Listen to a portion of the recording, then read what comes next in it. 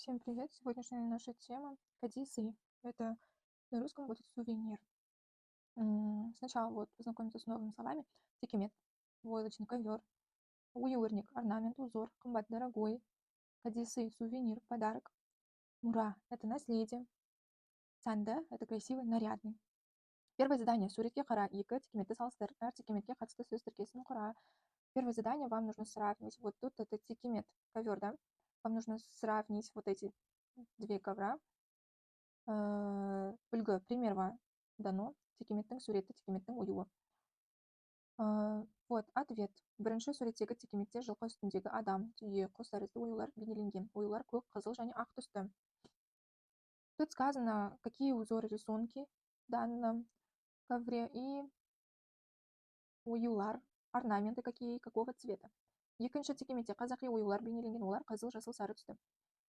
Тут тоже какие орнаменты в тикемете и какого цвета они. Второе задание.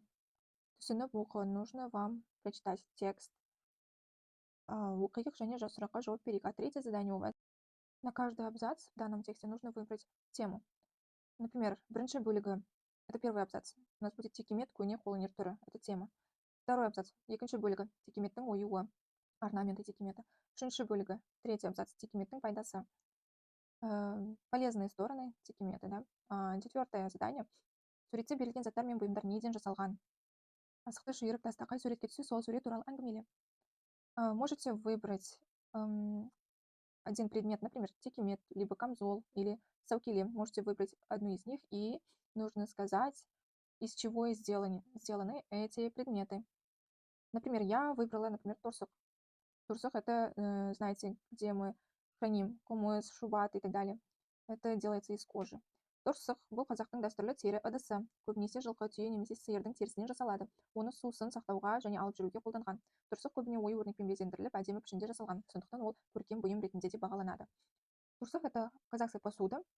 Делали его из кожи верблюда, коровы и так далее. И используют, конечно же, чтобы хранить кумыс, шубат, и кефир, айран и так далее.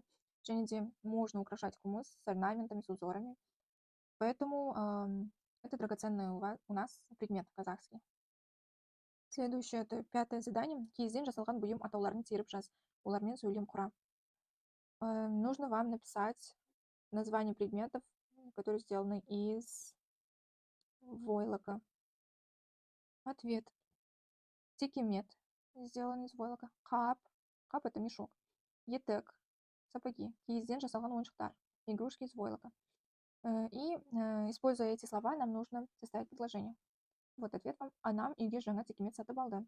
Қыста мен киіз етік киемін. Қапқа киізден жасалған ойыншықтарды салуға болады. Шестое задание. Кәде сыйлар көрмесін ұйымдастырыңдар. Өз бұйымың туралы мәлімет бер. Здесь вот пример вам дано. Келіңіздер көрсетейін. Мынау түйенің бағасы. Тут проводится выставка, и нужно про свой товар рассказать. Ответ. Келіңіздер көрсетейін. Мұнда қазақ халқының көне бұйымдары бар. Мынау астау, оның бағасы 15 000 тенге. Тут я написала: подходите ко мне, тут у нас казахские древние украшения и так далее. И это астау. Астау — это большая тарелка казахская, где кладут казахскую еду, бешбармак, например, и так далее. И его цена 15 000 тенге.